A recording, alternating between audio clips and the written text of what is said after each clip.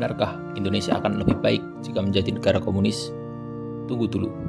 Sebelum jari Anda buru-buru mengetik komentar hujatan atau melaporkan video ini dengan tuduhan menyebarkan ideologi terlarang, tarik napas sejenak. Pertanyaan ini bukan propaganda. Ini bukan ajakan. Anggap saja ini sebuah thought eksperimen, sebuah eksperimen pemikiran. Kita seringkali terjebak dalam slogan, kapitalisme itu jahat, komunisme itu kejam, Pancasila itu sakti. Tapi, apakah kita benar-benar paham apa artinya semua itu? Apa yang ada di balik label-label besar dan familiar ini? Video ini tidak akan memberi Anda jawaban. Video ini justru akan mengajak Anda untuk membongkar mesin dari 3 sistem besar yang membentuk dunia modern: kapitalisme, sosialisme, dan komunisme. Kita akan melihat data, menengok sejarah, dan membandingkannya. Bukan untuk mencari pemenang, tapi untuk mencari pelajaran. Dan yang terpenting, untuk menjawab pertanyaan dari semua sistem yang ada, jalan mana yang sesungguhnya paling relevan untuk masa depan Indonesia. Mari kita mulai.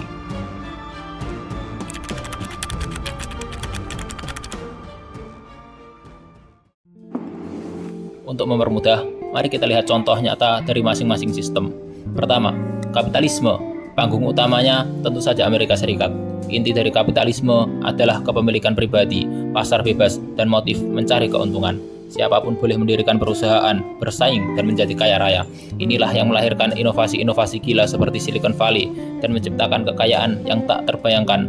The American Dream didasarkan pada ide ini, yaitu bahwa setiap orang punya kesempatan yang sama untuk sukses. Akan tetapi, kapitalisme memiliki sisi gelapnya. Kapitalisme, jika tidak diatur, cenderung menciptakan ketidaksetaraan yang ekstrim.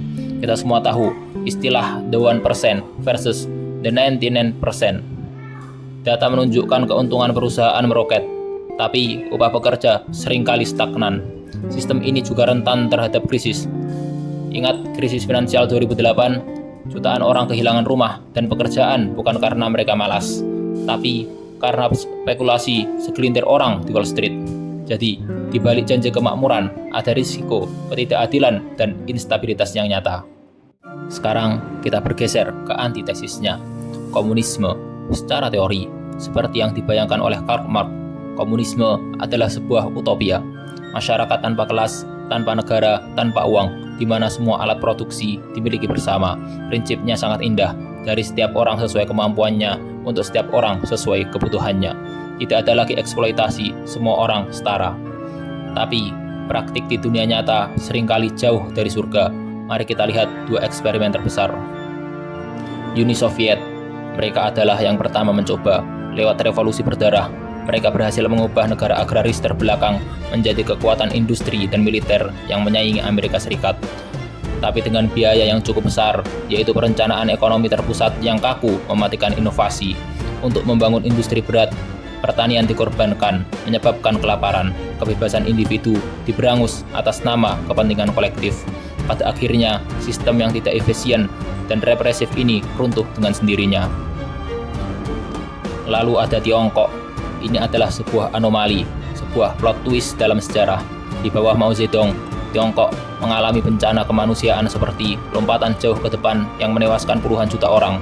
Namun, setelah Mao, Deng Xiaoping mengucapkan kalimat legendaris, "Tidak peduli kucing itu hitam atau putih, selama ia bisa menangkap tikus, maka ia adalah kucing yang baik." Artinya, Tiongkok mulai membuka diri pada mekanisme pasar dan investasi asing. Secara pragmatis, mereka mengadopsi elemen-elemen kapitalisme dalam sebuah sistem yang mereka sebut sosialisme dengan karakteristik Tiongkok. Hasilnya, keajaiban ekonomi, ratusan juta orang terangkat dari kemiskinan dalam waktu singkat.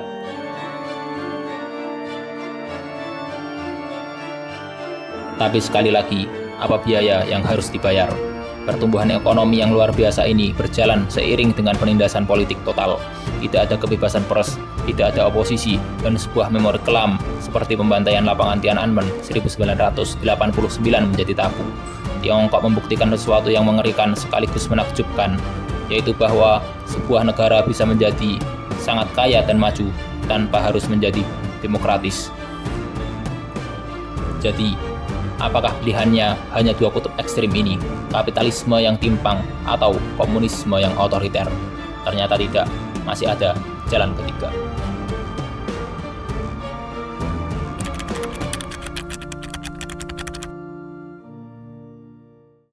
Mari kita terbang ke Skandinavia, misalnya Swedia.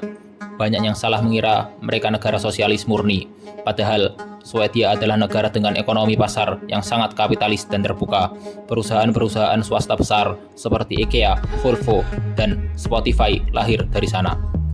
Lalu, apa bedanya? Ya, pajak. Mereka menerapkan pajak progresif yang sangat tinggi.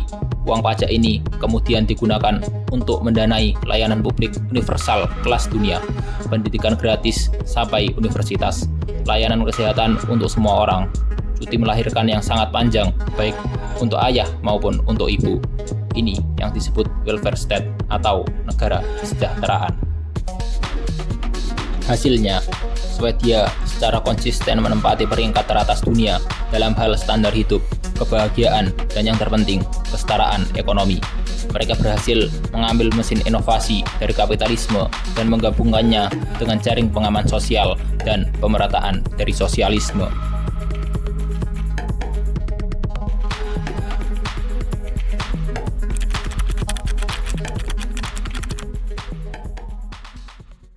Sekarang, mari kita pulang ke Indonesia. Di mana posisi kita dalam spektrum ini? Sebenarnya, para pendiri bangsa kita sudah memikirkan ini sejak awal. Mereka merancang Pancasila sebagai jalan tengah, sebuah sintesis ideologis. Sila ketuhanan yang Maha Esa secara langsung menolak ateisme dalam komunisme. Sila keadilan sosial menolak eksploitasi dalam kapitalisme liar. Dan sila persatuan serta musyawarah menolak individualisme ekstrim maupun perjuangan kelas yang memecah belah. Pancasila adalah jalan ketiga versi Indonesia. Dari Pancasila lahir konsep sistem ekonomi Pancasila, ekonomi yang berlandaskan gotong royong dengan kooperasi sebagai soko gurunya, ekonomi yang digerakkan bukan cuma oleh profit, tapi juga oleh moral dan etika. Bukankah ini terdengar ideal? Akan tetapi, mari kita jujur, seberapa sering kita melihat nilai-nilai ini dalam praktik? Kritikus mengatakan, sejak Orde Baru hingga hari ini, kebijakan ekonomi kita seringkali lebih condong ke arah kapitalisme neoliberal. Kesenjangan antara si kaya dan si miskin masih menjadi PR besar. Sistem ekonomi Pancasila lebih sering tinggal sebagai wacana di seminar, bukan aksi nyata di lapangan. Dan tentu saja, kita tidak bisa membahas komunisme di Indonesia tanpa membicarakan luka sejarah. Peristiwa G30 SPKI 1965 adalah trauma nasional yang begitu dalam. Selama puluhan tahun, narasi tunggal anti-komunis ditanamkan begitu kuat, sehingga diskusi objektif tentang ideologi ini menjadi hampir mustahil. Hingga hari ini, isu bahaya laten komunisme masih menjadi komoditas politik yang efektif untuk menyerang lawan. Luka ini nyata, trauma ini valid. Tapi, apakah trauma ini boleh menghentikan kita untuk berpikir kritis?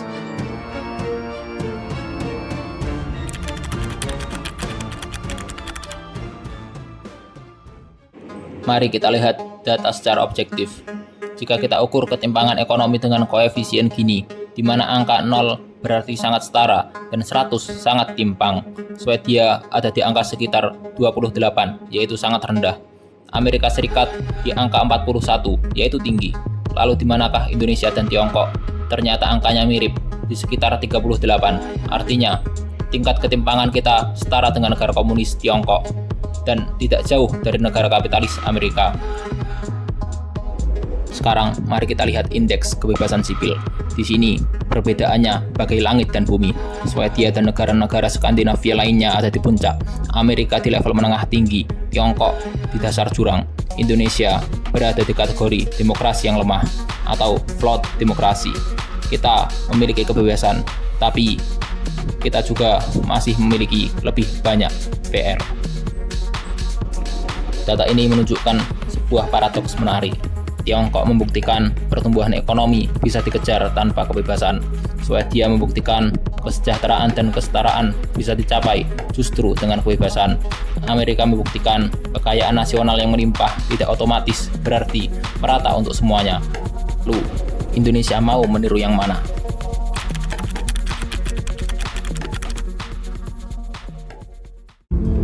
Jadi, kembali ke pertanyaan awal, kenapa Indonesia lebih baik menjadi negara komunis? Setelah semua analisis ini, kita bisa melihat bahwa pertanyaan itu sendiri mungkin salah. Mungkin pertanyaannya bukan ideologi impor mana yang harus kita adopsi, Mungkin pertanyaannya adalah, bagaimana cara kita agar serius dan konsisten menjalankan ideologi kita sendiri? Video ini tidak memberikan kesimpulan, tujuannya adalah membuka pikiran dan memantik diskusi. Sekarang giliran Anda. Setelah melihat perbandingan antara Amerika, Soviet, Tiongkok, dan Swedia, menurut Anda, sistem mana yang paling menawarkan pelajaran berharga untuk Indonesia? Apakah sistem ekonomi Pancasila yang kita cita-citakan itu sudah mati? Atau hanya belum pernah benar-benar kita coba jalankan? Apa yang bisa kita pelajari dari keberhasilan model Skandinavia dalam mewujudkan keadilan sosial tanpa harus mengorbankan demokrasi dan ekonomi pasar kita? Silahkan tulis pendapat Anda dengan argumen yang sehat dan data jika diperlukan di kolom komentar. Mari kita gunakan ruang ini untuk berdiskusi secara cerdas dan dewasa, melampaui slogan dan sentimen. Terima kasih sudah menonton.